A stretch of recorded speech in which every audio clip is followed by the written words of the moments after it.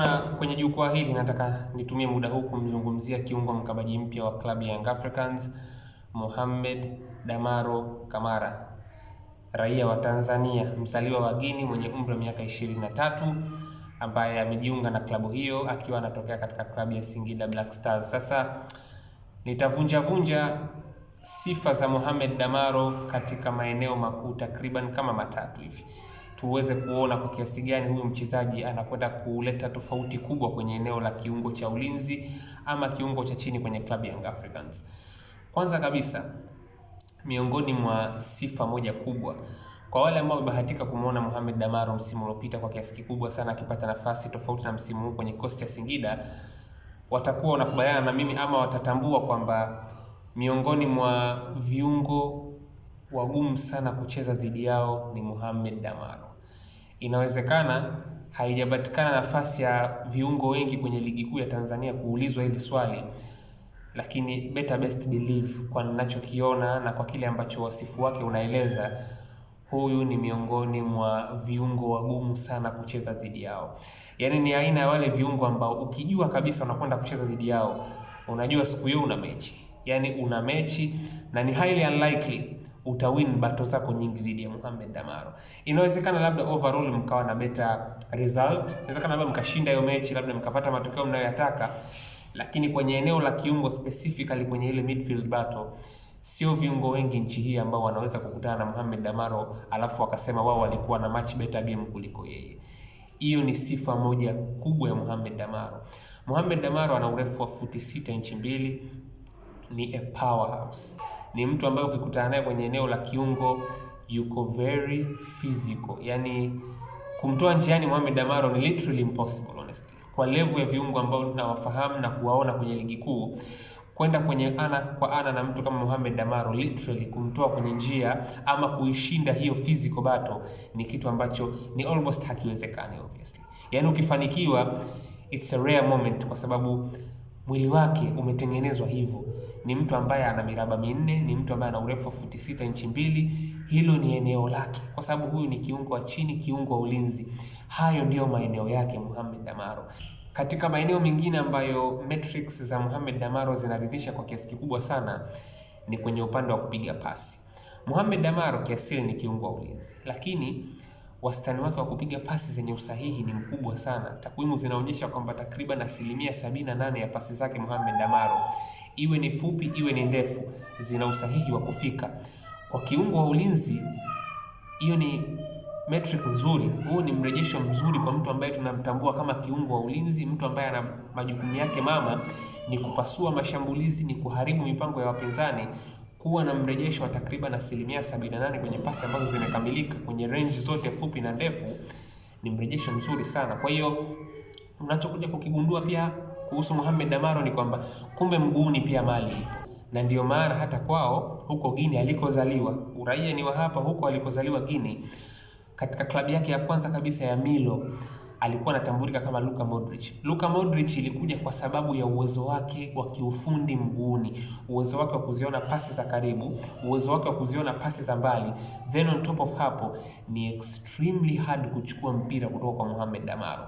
Kwanza kutokana na physical ability yake, lakini pia ana ufundi. Yaani ana ufundi mguuni, kisha ana mwili wa kusaidia huo ufundi kuhakikisha kwamba mpira anauficha kikamilifu kutoka kwa viungo wa timu pinzani.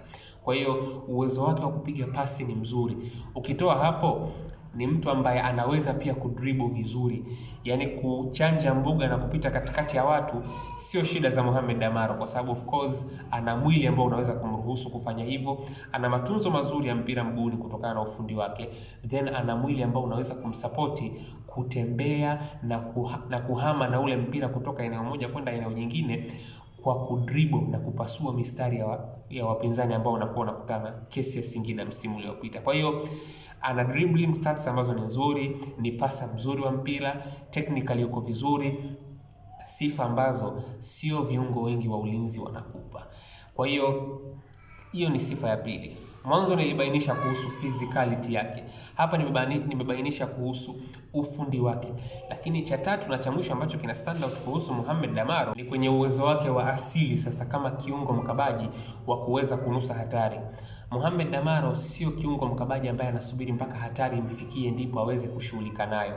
Ni kiungo wa ulinzi ambaye anaweza kuinusa na kuiona hatari mapema, na ndio maana kwa sehemu kubwa ya takriban michezo zaidi ya 27 msimu uliopita na hata michezo ya kimataifa msimu huu, ni mchezaji ambaye wastani wake wa kadi za njano kulinganisha na mechi unaridhisha.